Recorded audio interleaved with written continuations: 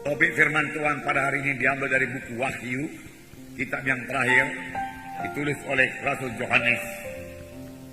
Dengan topik barang siapa yang menang, barang siapa yang menang. Tertulis dalam Wahyu pasal 2 dan Wahyu pasal 3. Tetapi kita tidak akan baca semuanya. Tetapi biarlah kita mengetahui bahwa Tuhan menghendaki semua anak-anaknya menang. Dara dan saya menang. Itulah kehendak Tuhan, sama sebagaimana Yesus telah menang. Tuhan Yesuslah contoh kita, Tuhan Yesuslah teladan kita. Jangan lupa bahwasanya Tuhan Yesus menang selama dia berada dalam dunia ini. Dia berhasil menyampaikan kehendak Bapanya, melaksanakan apa yang disuruh oleh Bapanya. Dia tidak berdosa, dia mengalahkan setan, dia menyembuhkan penyakit, dia berbuat tanda jahit, tanda mujizat, dan semua itu dilaksanakan oleh Tuhan Yesus dalam keadaan sebagai manusia, dalam keadaan sama seperti manusia. Dia tidak mengadakannya, saudaraku, dalam keadaan keilahiannya atau dengan kuasa keilahiannya. Firman Tuhan mengatakan bahwasanya pada waktu Tuhan turun ke dunia ini, dia telah mengosongkan dirinya, meninggalkan keilahiannya, menjadi sama seperti manusia, sama seperti saudara dan sama seperti saya. Dia punya kelemahan-kelemahan sama sebagaimana kita punya kelemahan. Dia merasa lapar, dia merasa capek, dia perlu tidur. Itulah sebabnya setan mencobai dia. Setan tentunya berpikir, dia dalam keadaan tubuh manusia, inilah saatnya aku mengalahkan Tuhan Yesus. Tetapi setan gagal. Setan tidak berhasil. Karena Tuhan Yesus terakhir bersandar pada kuasa firman Tuhan. Jadi Tuhan Yesus telah menang. Pada waktu dia dalam keadaan tubuh manusia, sama seperti manusia. Dan ini memang tertulis dalam Filipi pasal 2 ayat 7. Saya akan membacakan sebentar Filipi pasal 2 ayat 7.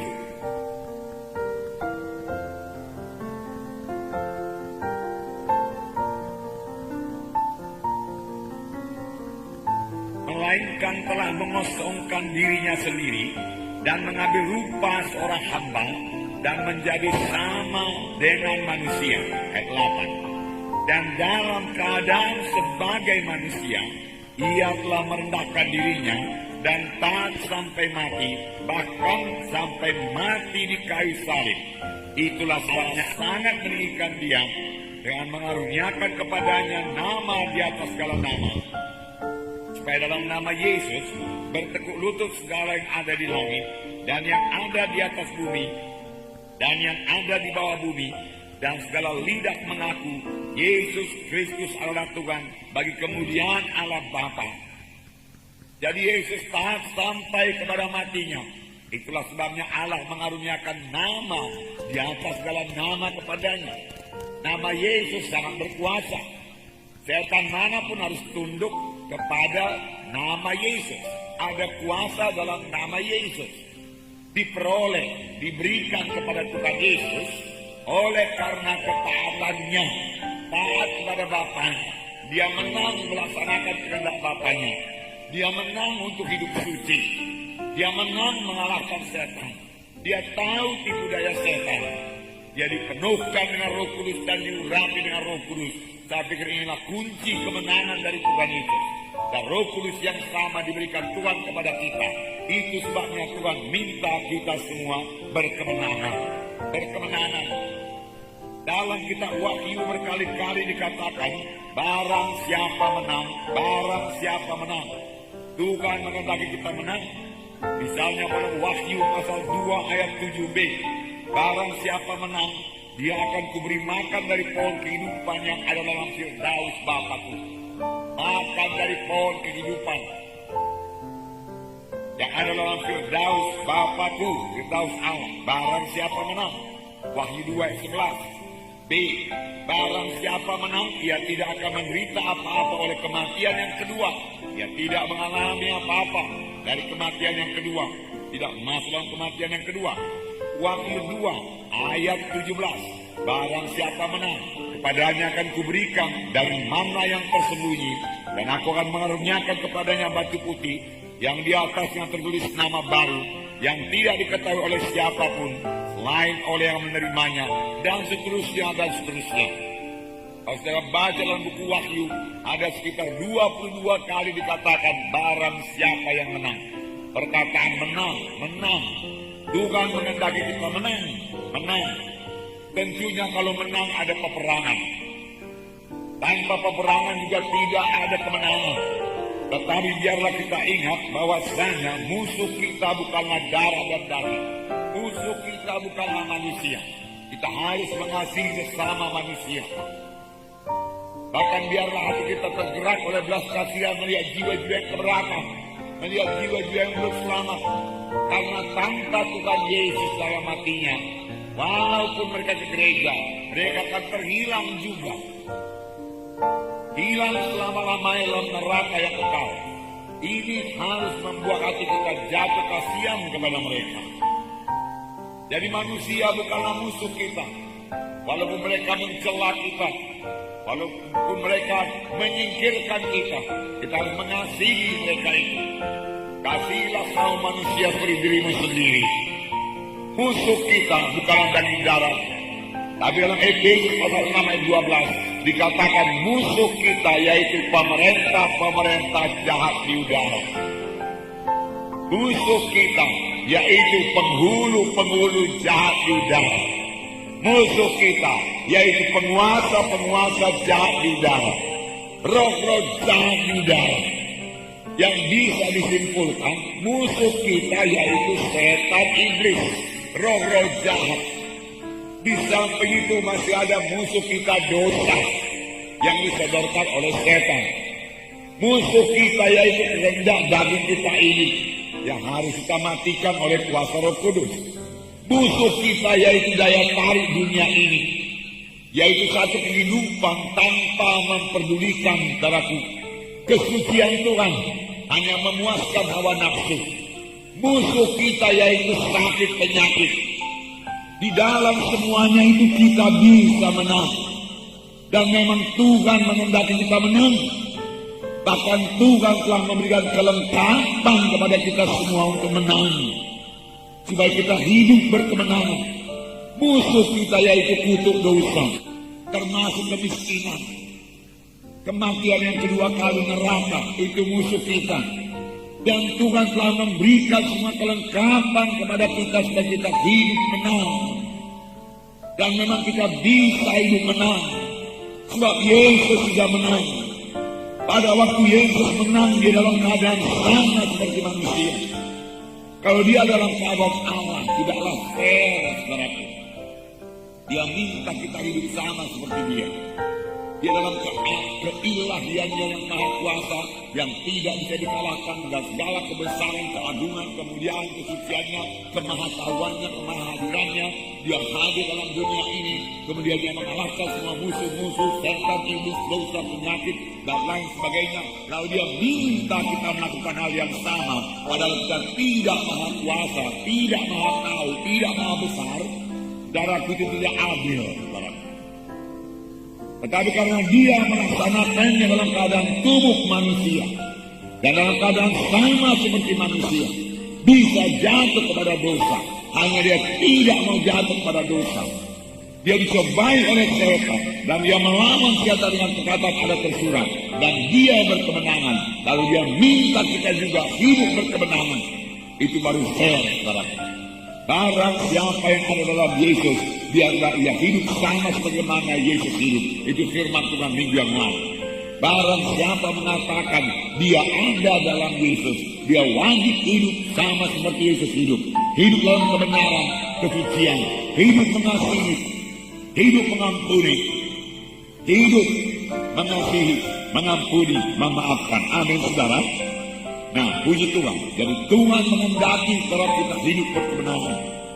Hidup berkemenangan. Hidup sampai kepada maksud Tuhan. Hidup melayani. Nah, kita akan melihat apa yang ditulis oleh firman Tuhan kepada sidang-sidang di Asia kecil, di Asia kecil. Ada 7 sidang pada waktu itu. Apakah pesan-pesan Tuhan kepada ke-7 sidang ini? Ini juga pesan Tuhan kepada sidang Tuhan pada akhir zaman. Saya percaya ini akhir zaman. Ini juga pesan Tuhan. Kadang-kadang kita merasa diri kita benar, tetapi kita harus melihat diri kita dari kacamata Tuhan. Apa yang dikatakan firman Tuhan mengenai diri kita, itulah dia kebenaran. Apa yang dikehendaki Tuhan dari tiap-tiap jemaat, apa yang dikehendaki Tuhan dari tiap-tiap anak-anaknya, apa yang tidak disukai Tuhan dari anak-anaknya, apa yang disukai Tuhan dari anak-anaknya. Semua ini dapat kita lihat daripada surat Yohanes kepada ke-7 sidang jemaat di Asia kecil, saudara. Biarlah kita perhatikan, dan juga biarlah kita mengetahui tipu daya setan. Karena dalam surat kiriman itu juga dikatakan bagaimana setan bisa menyusup ke dalam gereja. Menyusup ke dalam gereja untuk membawa gereja kepada kesesatan, bahkan membawa gereja kepada kemurtadan kalau boleh. Sehingga salah satu sidang di Asia itu dikatakan, engkau kelihatannya hidup, tetapi sebenarnya engkau mati. Dalam gereja yang mati tidak ke sorga, hanya gereja yang hidup yang ke sorga. Jadi firman Tuhan juga berkata ada gereja yang mati, yaitu gereja Sardis. Tetapi firman Tuhan masih berkata, kuatkanlah apa yang masih ada, supaya engkau bisa hidup di hadapan Tuhan. Saudaraku, saya percaya sungguh-sungguh Tuhan akan mengangkat satu sidang yang suci. Amin, saudara. Sidang yang suci. Bukan sidang yang bercacat, bukan sidang yang berkerut. Itu sebabnya Tuhan sangat murah kepada sidang ini. Tuhan memberikan rohnya bekerja luar biasa dalam sidang ini. Gunanya untuk membentuk kita semua menjadi anak-anak Tuhan yang teguh, anak-anak Tuhan yang benar, anak-anak Tuhan yang keberkatan, anak-anak Tuhan yang berhasil, anak-anak Tuhan yang hidup suci, anak-anak Tuhan yang hidup dewasa dan berbuah. Itu kehendak Tuhan. Berapa waktu yang lalu dalam kebaktian Natal saya katakan, Tuhan Yesus tidak mati untuk membangun satu sidang yang lemah. Dia tidak akan mencurahkan darahnya untuk membangun satu gereja yang kompromi, yang setengah gelap setengah terang. Tuhan tidak mau sidang yang demikian. Tuhan mau sidang yang terang. Tuhan mau sidang yang suci. Itulah sidang yang akan diangkat Tuhan nanti pada waktu kedatangannya kedua kali. Tahap pertama yang tidak sampai ke bumi hanya di awang-awang saja, dan semua kita yang percaya, yang hidup benar, hidup suci, hidup menyangkal diri, akan naik ke atas dan bertemu dengan Tuhan di awang-awang. Inilah pengharapan yang luar biasa dari setiap anak-anak Tuhan. Amin, saudara. Luar biasa, luar biasa. Nah, itu yang perlu kita kejar. Jadi mengikut Tuhan bukan hanya untuk kesembuhan saja. Kesembuhan soal kecil, sepanjang saudara masuk dalam kehendak Tuhan, berjalan pada jalan Tuhan, mengenal hukum-hukum Tuhan, dan menaruh firman Tuhan dalam hati saudara, maka kesembuhan, kekuatan, kesehatan menjadi milik saudara. Amin. Bahkan firman Tuhan mengatakan umur panjang juga ditambahkan kepada saudara, karena Tuhan itu begitu baik. Nah, akan ada banyak pencobaan, akan banyak peperangan, banyak ujian, tetapi semua itu perlu untuk mendewasakan kita. Tanpa ujian, tanpa percobaan-pencobaan, kita tidak akan bertambah-tambah dewasa. Dalam pencobaan itulah kita perlu setia kepada Tuhan. Dalam penderitaan karena mengikut Tuhan, bukan penderitaan karena dosa, penderitaan karena mengikut Tuhan, karena dicela, karena dianiaya oleh orang yang tidak setuju dengan jalan Tuhan yang suci, kita menderita. Tetapi dalam hal itulah, kalau kita tidak membalas, maka kita akan bertumbuh di dalam Tuhan. bertumbuh bertambah-tambah dewasa dalam Tuhan. Amin, saudara. Jadi ada penderitaan dalam hidup Tuhan. Ada, Tuhan menjanjikan, nanti kita baca, saudara.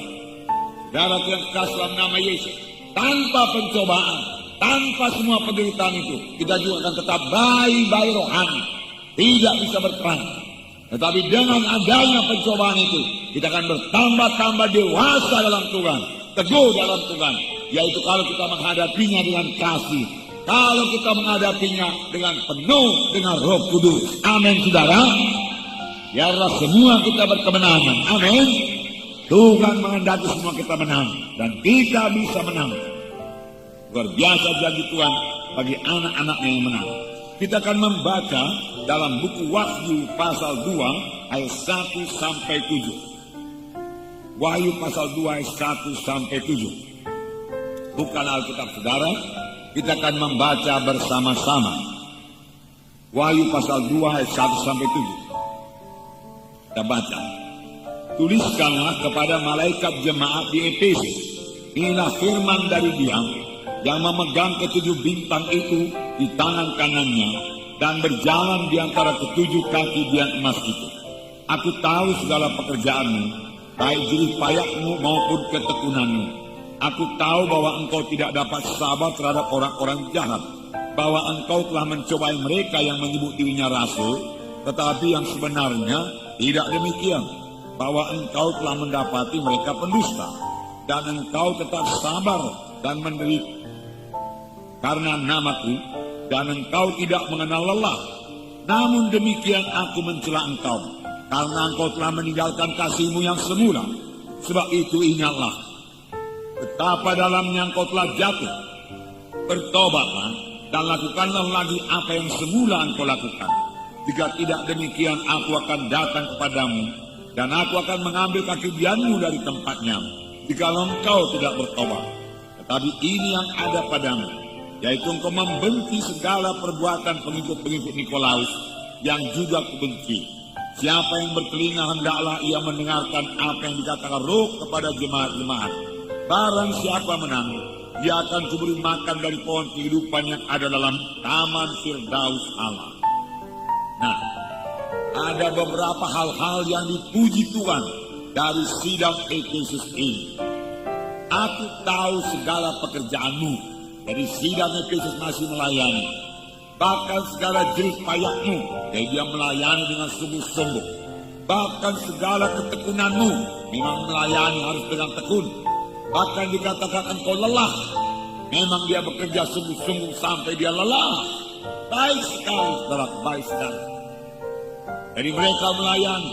Memang semua anak-anak Tuhan harus melayani. Amin, saudara. Saudara dan saya harus melayani. Bukan semua jadi pendeta, bukan semua jadi gembala sidang, tetapi semua kita adalah saksi-saksi Tuhan. Jangan malu mengaku Tuhan Yesus. Kabarkan Injil ke seluruh bumi. Firman Tuhan berkata, kabarkan Injil kepada famili-famili kita. Ini saat Natal sudah datang, tahun baru juga sudah dekat. Itulah waktunya kita mengunjungi famili-famili kita yang membawa satu kado, satu hadiah Natal, hadiah tahun baru yang sangat indah, yaitu berita Injil. Tadi juga kalau saudara tambahi dengan segala macam kue-kue dan lain roti-roti, terserah kepada saudara. Tapi jangan ketinggalan Injil yang berkuasa. Jika datang, kumpulkan mereka, dengarkan firman Tuhan, katakan oleh Injil Tuhan ini. Nah, semua anak-anak Tuhan adalah saksi Tuhan. Kita harus berani mengabarkan Injil. Jangan takut. Firman Tuhan berkata, kamu akan beroleh kuasa telah apabila Roh Kudus turun ke atas kamu, dan kamu menjadi saksi bagiku di Yerusalem, Yudea, Samaria, hingga sampai ke ujung bumi.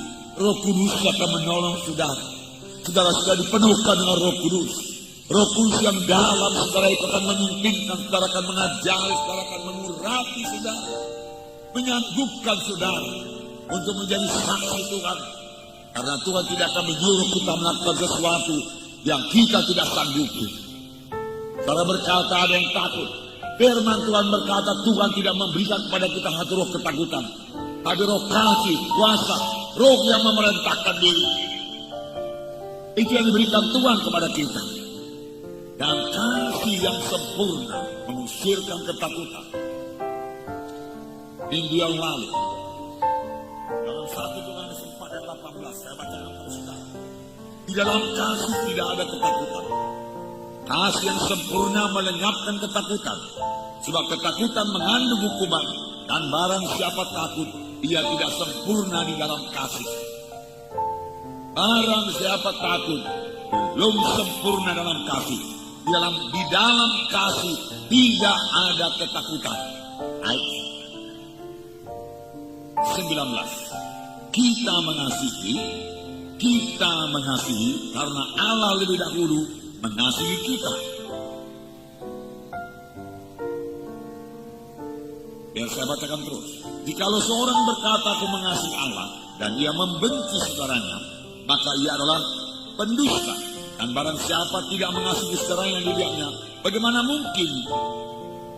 Tidak mungkin mengasihi Allah yang tidak dilihatnya. Dan perintah ini kamu terima dari dia, barang siapa mengasihi Allah, ia harus juga mengasihi saudaranya. Di dalam kasih tidak ada ketakutan.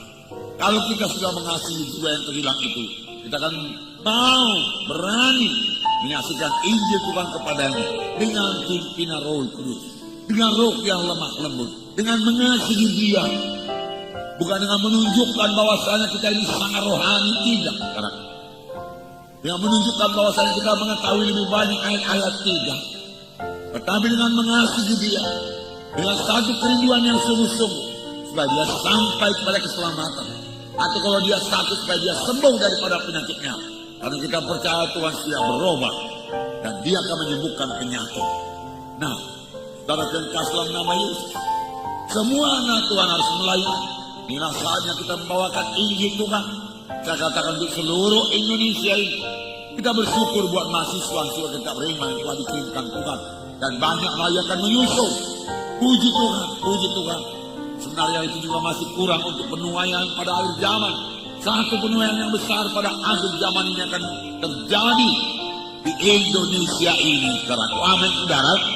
Dan Tuhan akan memakai saudara dan saya untuk itu. Semua kita harus ambil bahagia. Tuhan memberikan Roh Kudus supaya kita beroleh kuasa. Tetapi kamu akan beroleh kuasa apabila Roh Kudus turun ke atas kamu, dan kamu akan menjadi saksi bagiku. Yerusalem, Judea, Samaria, sudah sampai ke ujung bumi. Kamu akan beroleh kuasa. Kamu akan beroleh kesanggupan menjadi saksi Tuhan. Kamu akan sanggup mengikut Tuhan dengan Roh Kudus. Kamu akan sanggup menyaksikan cinta Tuhan dengan Roh Kudus di dalam hati kita. Dia penolong kita. Dia hidup. Dia bicara. Dia memimpin kita pada segala kebenaran. Itulah dia Roh Kudus. Nah, saudara yang kasih dalam nama Yesus, beritakan Injil. Itulah berita keselamatan, berita penebusan dari Tuhan Yesus. Yesus datang untuk menebus manusia yang dari dosa, membawanya dari mati rohani menjadi hidup rohani. Roma 1 ayat 16 berkata, Injil adalah kuasa Allah yang menyelamatkan. Kalau kita membawakan Injil Tuhan, kuasa Tuhan bekerja untuk menyelamatkan jiwa-jiwa. Dan lihat saja pada hari Natal, waktu saya memberitakan bahwasanya Tuhan Yesus sudah mengangkat dosa manusia. Dia disengsarakan supaya kita jangan disengsarakan. Dia mati di kayu salib, darahnya dicurahkan di kayu salib. Dia berpisah dengan Bapanya supaya kita jangan berpisah dengan Bapa. Dia mencurahkan darahnya untuk menebus kita. Karena kamu ditebus daripada cara hidupnya yang lama, bukan dengan emas dan perak, tetapi kamu ditebus dengan darah yang mahal, darah anak domba yang tidak bercacat celah, yaitu darah Kristus, darah Yesus, darah Kristuslah yang menebus saudara. Saudara lagi baru selamat jadi anak-anak Tuhan. Berita seperti ini sangat berkuasa membawa jiwa-jiwa kepada keselamatan. Berita seperti ini sangat dibenci oleh setan. Segala berita boleh diberitakan, setan tidak keberatan, asal jangan berita Injil, berita yang berkuasa, berita-berita tentang Yesus yang menyelamatkan. Itu yang sangat dibenci oleh setan. justru itulah berita yang diberikan kepada kita untuk diberitakan. Diberitakan pada orang-orang yang terhilang. Yesus substitusi kita. Yesus juru selamat kita. Yesus mati ganti kita. Seharusnya kita dihukum, tapi karena Tuhan sudah dihukum, kita tidak perlu dihukum lagi. Barang siapa yang percaya kepada tidak binasa, mereka beroleh hidup yang kekal. Siapa yang menerima Yesus sebagai Tuhan dan Juru Selamatnya, kepada yang diberi hak menjadi anak-anak Allah. Untuk menerima Yesus sebagai Tuhan dan Juru Selamat, kita harus percaya kepadanya. Dalam pengertian percaya kepada Tuhan Yesus, kita harus bertobat meninggalkan segala dosa kita. Itulah dia keselamatan. Tanpa pertobatan, tanpa percaya juga tidak ada keselamatan. Darah ini harus menjadi berita tiap-tiap anak-anak Tuhan. Semua kita sudah tahu berita ini. Beritakanlah. Beritakanlah. Beritakan dengan jelas. Jangan malu. Tuhan akan menolong saudara. Ini yang dikerjakan sidang di Efesus. Dan Tuhan berkata, aku suka pekerjaan seperti ini. Aku tahu kau menginjil dengan lelah. Melayani. Engkau memuridkan. Engkau sangat lelah. Aku tahu ketekunanmu. Tekun. Kalau mengerjakan pekerjaan Tuhan juga perlu tekun. Tidak mudah menyerah. Itu membawa buah bagi kita. Amin saudara. Ya, harus tekun. Puji Tuhan. Yang kedua dikatakan yang baik. Engkau sabar menderita oleh karena namaku. Sabar menderita. Rupanya sidang Efesus menderita karena dia mengerjakan pekerjaan Tuhan. Penderitaan karena mengikut Tuhan. Saudara bertanya, penderitaan apa pula ini? Bukankah Tuhan mengangkat kita daripada penderitaan? Sekarang mengapa lagi datang penderitaan? Penderitaan dan penderitaan ada dua. Satu penderitaan karena dosa dan kutuk dosa karena penyakit. Itu penderitaan. Tetapi ada satu penderitaan lain karena kita mengikut Tuhan dengan sungguh-sungguh. Tidak ada kompromi, tidak mau berbuat dosa, tidak ikut kuasa-kuasa kegelapan, tidak ikut perbuatan yang najis. Maka kita akan disingkirkan oleh masyarakat yang masih hidup dalam dosa yang belum kenal Tuhan Yesus. Terjadi penderitaan, bisa dianiaya juga karena itu. Tetapi itu adalah bagian kita. Tetapi bukan penderitaan karena kutuk dosa, karena penyakit, karena kelemahan, karena kemiskinan. Tuhan sudah mengangkat kita daripada semua kutuk dosa. Amin saudara. Untuk itulah Yesus disalib supaya kita bebas daripada kutuk dosa. Amin.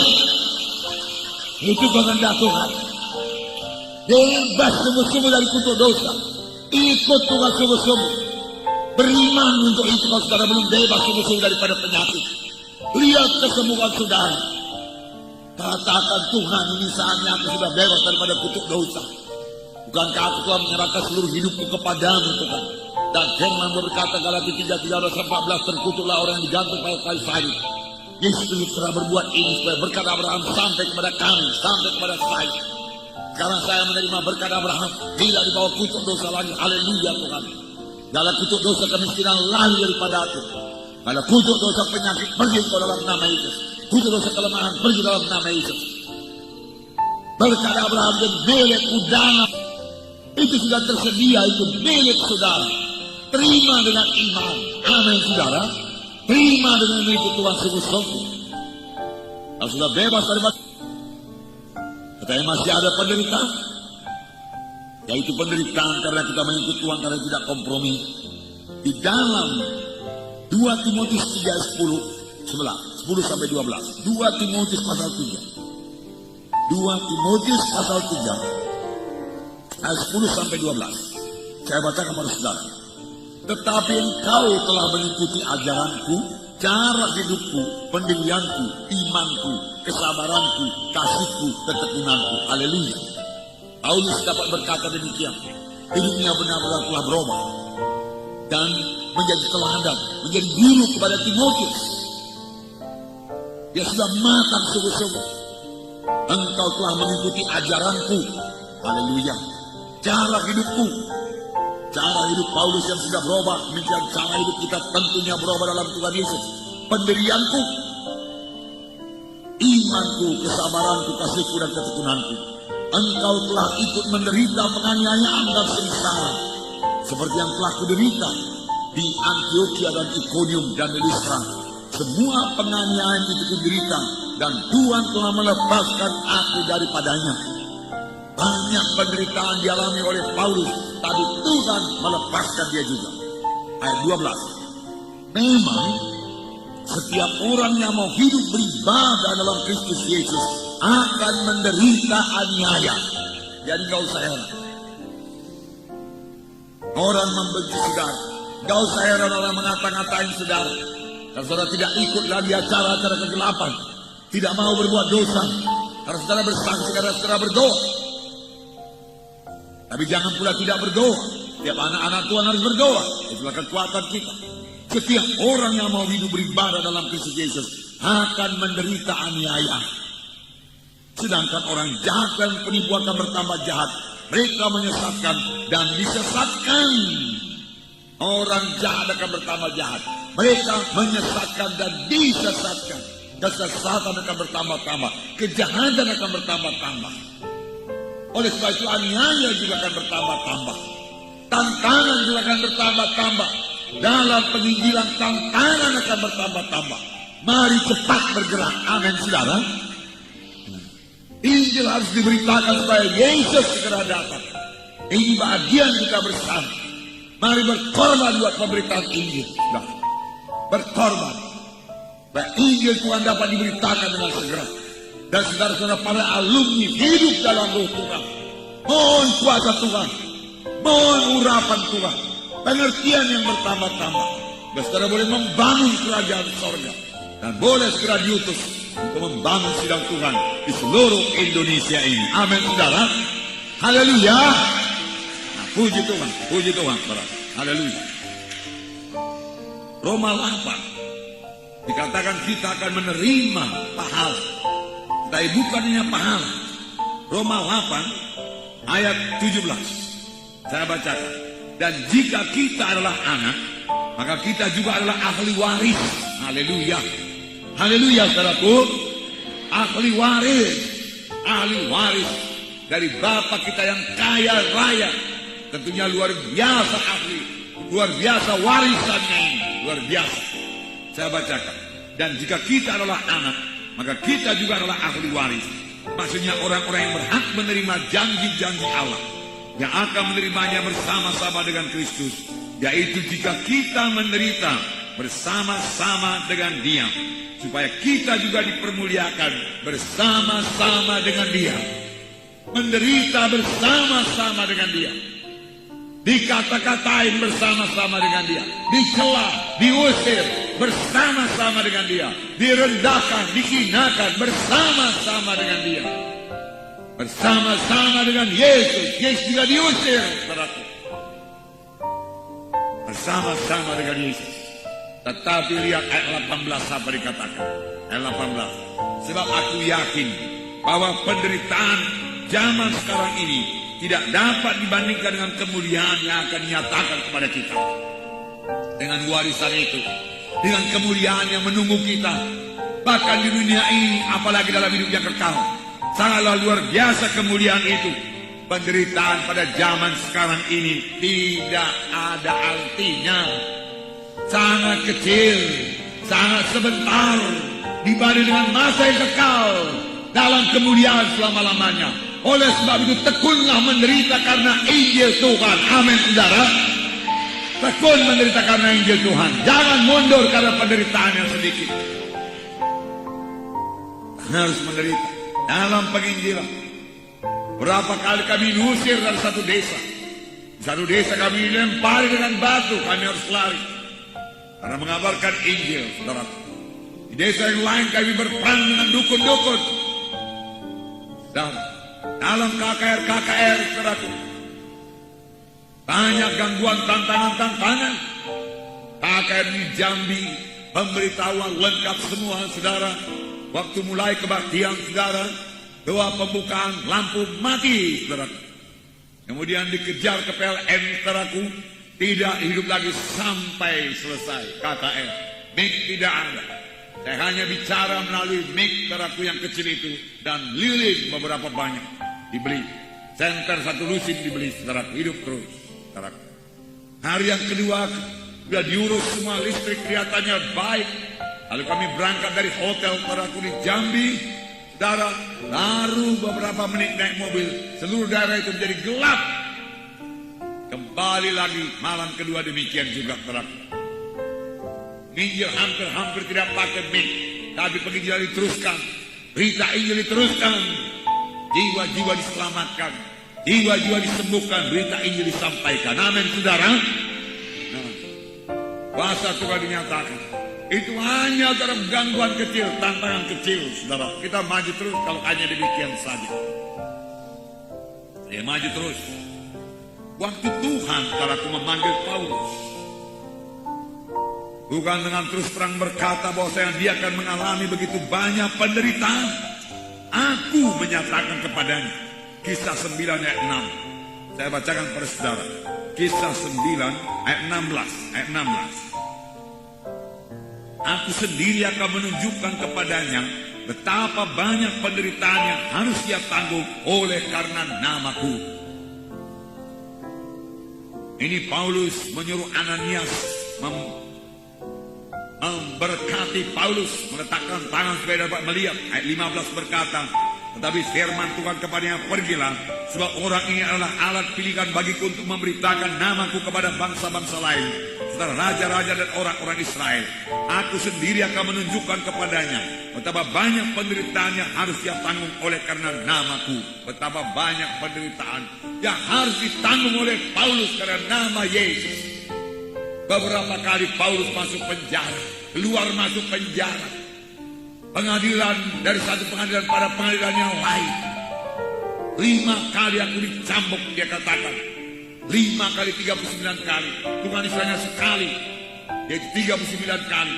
Tapi Paulus 5 kali, 3 kali dicemuk. Entah bagaimana pula dicemuk, saudaraku, untuk sengsara, dalam bahaya kelaparan, kedinginan, tidak berpakaian, kelaparan. Tapi semua itu tidak dapat memisahkan Paulus daripada kasih Kristus.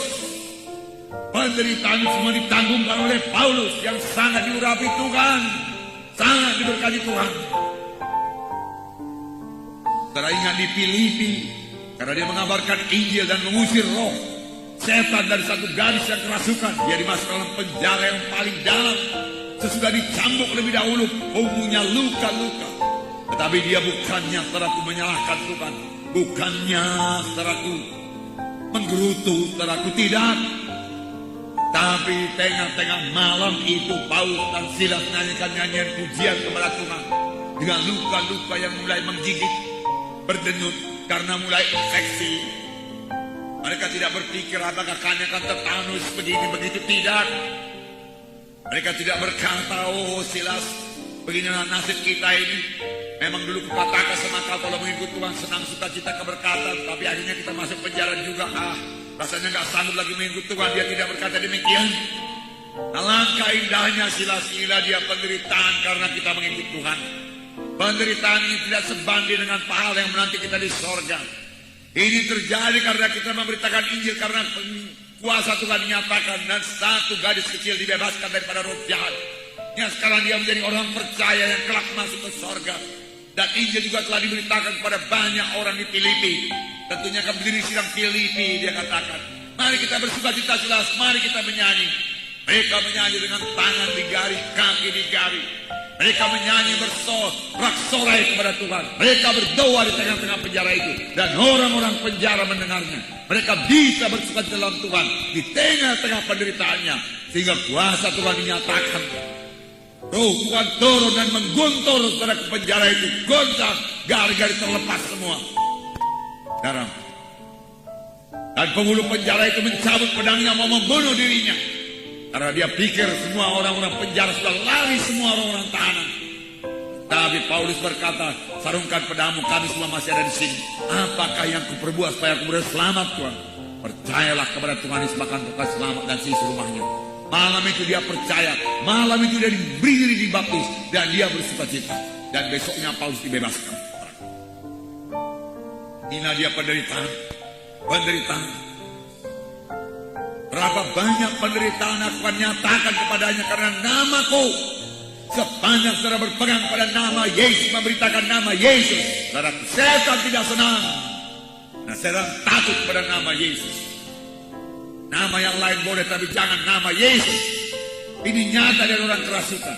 Orang yang kerasukan kalau disebut menyebut nama Yesus, berat dia. Saya mau mengikut Engkau Tuhan Yesus. Tuhan Yesus, Kau Tuhan yang hidup. Engkau juru selamat, oh Tuhan Yesus. Berat dia mengatakan nama Yesus. Bungkus saya dengan darah Yesus. Sucikan saya dengan darah Yesus. Ku terima Tuhan Yesus. Saya kepadanya, saudara.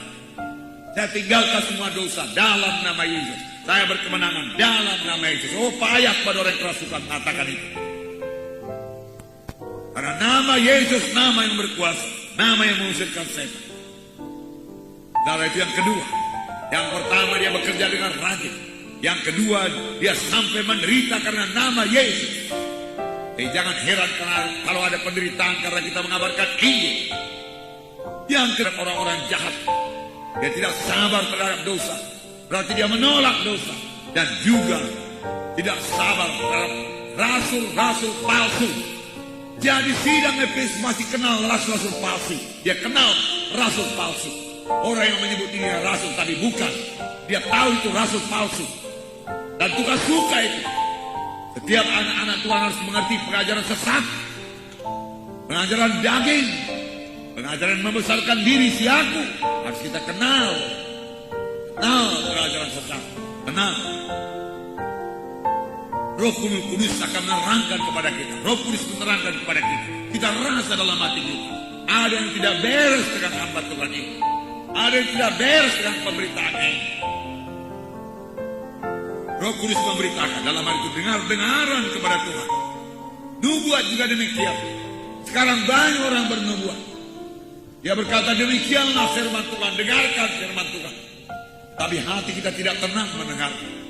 Kalau firman Tuhan berkata, kalau ada nubuat, memberikan penghiburan, memberikan kekuatan, memberikan kesegaran, meneguhkan, bahkan meneguhkan apa yang sebenarnya sudah ada dalam hati kita diteguhkan oleh nubuat. Itu nubuat yang benar. Bukan menakut-nakuti, bukan mengancam, bukan membuat orang takut.